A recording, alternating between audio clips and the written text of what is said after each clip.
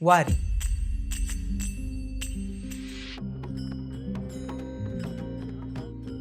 जवळजवळ 800 वर्षांची परंपरा. हजारो दिंड्या, लाखो वारकरी आणि महाराष्ट्राच्या कानाकोपऱ्यातून सुरू होणारा हा प्रवास.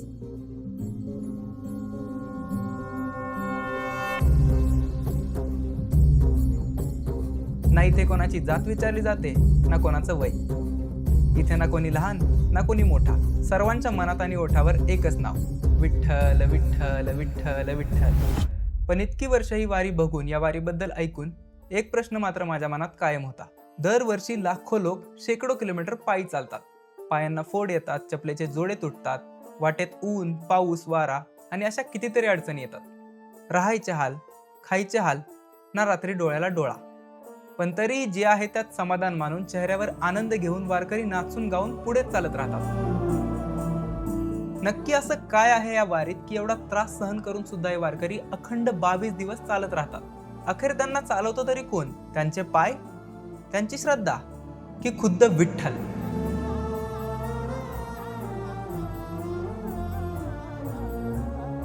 आणि याच प्रश्नाचं उत्तर शोधण्यासाठी यावर्षी मीही या वारीचा एक छोटासा भाग व्हायचं ठरवलं.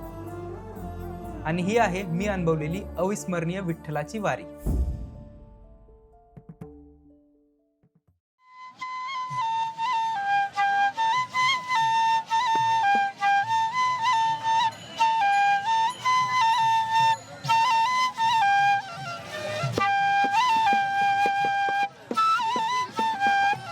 वारीची सुरुवात मी नीरातून करायचं ठरवलं, कारण नीरा नदी ही पुणे आणि सातारा जिल्ह्याची सीमा आहे. आणि जेव्हा माऊलींची पालखी पुणे जिल्हा सोडून साताऱ्यात येते, तेव्हा माऊलींच्या पादुकांना नीरा नदीमध्ये स्नान घातलं जातं.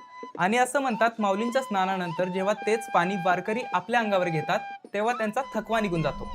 पण आता हे ऐकायला जेवढं भारी वाटतंय ना, तेवढंच बघायला. इथे स्त्रिया, पुरुष, मुलं सगळे एकाच वेळी एकाच ठिकाणी स्नान करत होते. आणि सुरुवातीला मलाही थोडंसं हे विचित्र वाटलं, पण माहित नाही का, ते सगळं बघून सुद्धा माझ्या मनात एकही वाईट विचार नाही आला. मला असं वाटलं की वारीमध्ये सगळ्यांना माऊली म्हणून हाक मारतात ना, ते कदाचित हेच असावं. आता हे सगळं अनुभवत असताना माऊलींची पालखी नुकतीच नीरामध्ये पोचली होती आणि दर्शनासाठी लोक गर्दी करत होते. पण एवढ्या तुडुंब भरलेल्या गर्दीत सुद्धा वारकरी मात्र लगेच वेगळे दिसत होते. एकीकडे ढोल ताशाचा गजर, तर एकीकडे एवढ्या गोंधळात सुद्धा सुखाची झोप घेणारे वारकरी.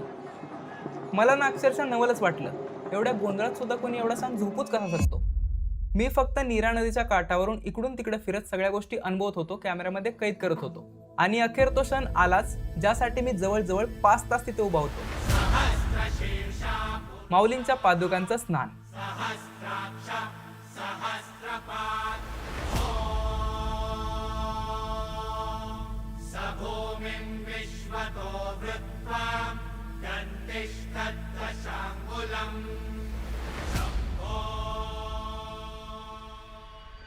स्नानानंतर माऊलींची पालखी लोणंदकडे निघाली, कारण माऊलींचा आजचा मुक्काम लोणंदमध्ये होणार होता. पण फक्त लोणंद आणि नीरा एवढ्याशा प्रवासात मला असे काही वारकरी बघायला भेटले, ज्यांनी माझ्या डोळ्यात पाणी आणि डोक्यात एकच विचार घुमू लागला. का? कशासाठी? आणि कोणी सांगितलंय? म्हणजे आज माझ्याकडे सगळं आहे, माझे हातपाय, खिशात पैसे, राहायला चांगलं घर. पण जो आनंद या वारकऱ्यांच्या चेहऱ्यावर आहे ना, तो नक्कीच काहीतरी वेगळा आहे. 85 वर्षांच्या आजी माझ्या दुप्पट वेगाने चालत होत्या. त्या आजी एवढ्या फास्ट चालतायत की मला व्हिडिओ त्यांचा घ्यायचा आहे, पण पळत यावं लागतंय. एक आजोबा दिवसभर विणा घेऊन चालतायत आणि अभिमानाने सांगतायत, मी रोज विणा घेऊन चालतो. हा एवढा मोठा सोहळा आणि उत्सव बघून मला तिथून निघून जायचं मनच होत नव्हतं. पण दिवसभर शूट करून आमच्या कॅमेराज आणि ड्रोनची बॅटरी मात्र संपली होती. म्हणून त्या दिवशी आम्ही फलटणला माघारी जायचं ठरवलं. लोणंद नंतर दुसऱ्या दिवशी मी सकाळी तरडगावमध्ये आलो, कारण तरडगावमध्ये आज एक असा सोहळा पार पडणार होता, ज्यासाठी हजारो लोक गर्दी करत होते. आता तो सोहळा कोणता, वारीमध्ये त्याला काय महत्व आहे हे तर सांगतोच, पण त्याआधी तरडगावमध्ये ना मला असे काही आजी आजोबा वारकरी भेटले की त्यांचा उत्साह बघून मी भारावूनच गेलो. गवळण तोरेला निघाली. सुंदर ते ध्यानु विठेवरी कर कठेवरी ठेवणी. येळ होईल तुला रे सासू बोलेल मला. तुळशी हार गळा काशे पितांबर आवडे निरंतर हेचे ध्यान. गवळण तोरेला निघाली. गवळण तोरेला. आता हा उत्साह आणि त्यांचा आनंद बघून माझ्या मनात अनेक प्रश्न येत होते. या आजीचं गाव कोणतं असेल, हे आजोबा किती वर्ष ही वारी करत असतील, आणि एवढ्या प्रवासात त्यांना थकवा तर येतच असेल ना. बरं, आता तुम्ही एवढं चालत चाललाय लांब पर्यंत. आता मी फक्त निरातनं लोणंदमध्ये आलो तरी माझे पाय दुखत होते का? माझी दुखत तुमचं नाही दुखतात? बघा. नाही दुखत अजिबात. आजीला दुखत नाही. तसली गुळीचं नरडे ताळकते मला गुळी खावटत नाही. काहीच नाही. आता या आजीचं उत्तर मजेशीर जरी असलं तरी विचार करायला भाग पाडणारं होतं.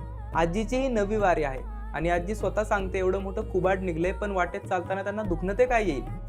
एवढं मोठं कुपड निघाले पण वाटलं काय दुखणा गेले. माझं निघाले एवढं निघाले तरी मी गुळी खाली नाही दवाखाने. आता या आजीच्या अशा उत्तराने माझ्या डोक्यात अजूनच प्रश्न वाढू लागले. नक्की या लोकांसाठी विठ्ठल आहे तरी कोण? यांना विठ्ठलाकडून काहीच नकोय, मग ही एवढी भक्ती कशासाठी? ही नक्की श्रद्धाच आहे की वेडेपणा? आणि असे बरेच प्रश्न विचारताना मी वारकऱ्यांना आणखी एक प्रश्न विचारला. माऊली, मी ऐकले आज इथं तरळगाव मध्ये कोणता तरी खूप मोठा सोहळा होणार आहे म्हणे, आणि मी त्या खेळाबद्दल खूप वेळा ऐकलं होतं पण कधी अनुभवलं नव्हतं. आणि तो खेळ म्हणजे रिंगण.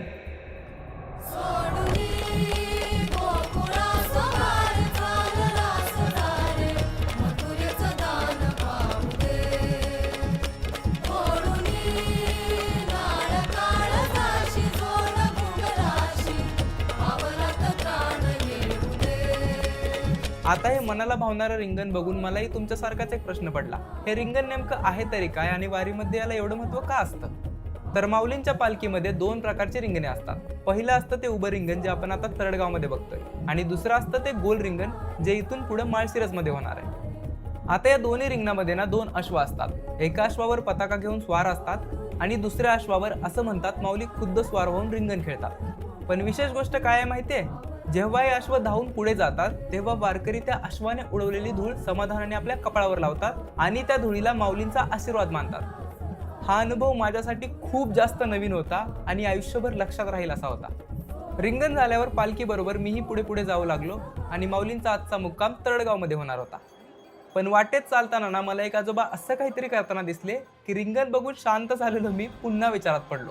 एक आजोबांना त्यांच्या पाण्याच्या बॉटलमध्ये ORS मिक्स करत होते. आता तुम्ही म्हणाल यात विशेष काय आहे? पण विशेष हे आहे की ते आजोबा वयस्कर होते. मग माझ्या मनात हा प्रश्न होता की हे ORS त्यांच्याकडे आलं कुठून असेल आणि कुणी दिलं असेल?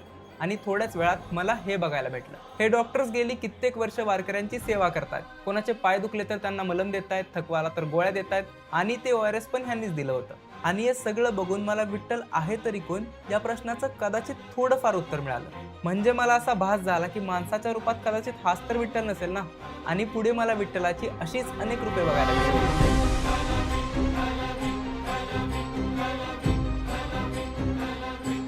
आणि अशाच एका ठिकाणी आम्ही जेवण करायचं ठरवलं.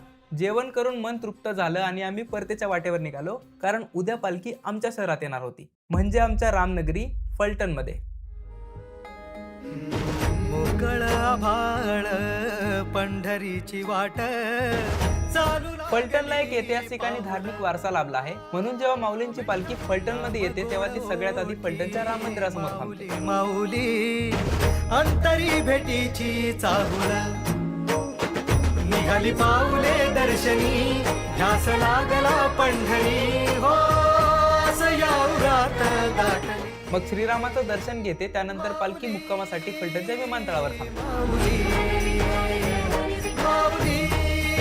आता फलटणच्या विमानतळाचं वैशिष्ट्य म्हणजे ही एक 100 ते 150 एकरांमध्ये पसरलेली एक मोठी जागा आहे आणि या ठिकाणी वारीचं एक वेगळंच रूप पाहायला भेटतं. जिथवर नजर जाईल तिथवर फक्त दिंड्या, भगवे पताके आणि ज्ञानोबा तुकाराम माऊलींचा अखंड गजर.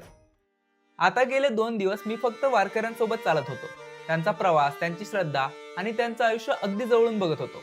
पण फलटण मध्ये मला या वारीचा असाही एक भाग बघायला मिळाला ज्याकडे फार कमी लोकांचं लक्ष जातं. खरं तर वारी सुरळीत पार पडण्यासाठी या माणसांचं योगदानही तितकंच महत्वाचं असतं. वारकऱ्यांसाठी तंबू उभारतात आणि त्यांच्या जेवणाची तयारी करतात, आणि ती महत्वाची माणसं म्हणजे सेवेकरी. इथनं पुन्हा हे उचला सगळं गव्हाळ पुढे दुपारच्या ठेप्याला जायचं. मग जेव्हा दिंडी सकाळी 7 वाजता निघते तेव्हा तुम्ही मग 4 वाजता 5 वाजता निघता? नाही आम्ही आज रात्री आता 11ला हलतो. 11ला हा संध्याकाळी. माहिती आहे ना, जेवण देऊन 11लाच निघता? हा उद्या दुपारचं बनवायला मग झोपता आराम कधी करता? जायला 1 वाजता आम्हाला तिथं. आणि विशेष म्हणजे सगळं काम ते अगदी वारकऱ्यांसारखंच ज्ञानोबा माऊली तुकाराम यांच्या गजरात करत असतात. आता संध्याकाळी माऊलीची आरती होणार होती, पण त्याआधी टाळकरी भजन करत होते. या भजन कीर्तनात लहानपणापासून मोठ्यापर्यंत सगळेच उभे होते आणि टाळ मृदुंगाचा गजर करत होते. जिकडे नजर जाईल तिकडे फक्त वारकरी आणि दर्शनासाठी आलेले हजारो विठ्ठलाचे आणि माऊलींचे भक्त. आणि अशा भक्तिमय वातावरणात माझा फलटणचा आणि वारीचा शेवटचा दिवस सुद्धा विठ्ठलाच्या नामस्मरणातच संपला. गेले 3 दिवस मी फक्त वारी वारी आणि वारी एवढंच करत होतो. कित्येक वारकऱ्यांसोबत बसलो, जेवलो, त्यांच्याशी मन मोकळ्या गप्पा मारल्या. पण या 3 दिवसांच्या प्रवासात मला विठ्ठल पूर्णपणे समजला असं मी अजिबात नाही म्हणणार. पण मला एक गोष्ट मात्र नक्की समजली, विठ्ठल फक्त पंढरपुराच्या मंदिरात नाही, तो त्या प्रत्येक वारकऱ्याच्या पावलात आहे जो पंढरपुराच्या वाटेने चालत असतो. विठ्ठल त्या प्रत्येक माणसात आहे जो कोणतीही अपेक्षा न ठेवता आयुष्य जगत असतो. विठ्ठल त्या सेवेकऱ्यांमध्ये आहेत जे हजारो लोकांची सेवा करूनही स्वतःचं नाव कुठेच येऊन देत नाहीत आणि एकमेकांसाठी निस्वार्थपणे जगणाऱ्या प्रत्येक माणसात आहे. कदाचित विठ्ठल हा एक व्यक्ती नाहीच, ती एक भावना आहे आणि हीच भावना मला या वारीत प्रत्येक पावलावर भेटली.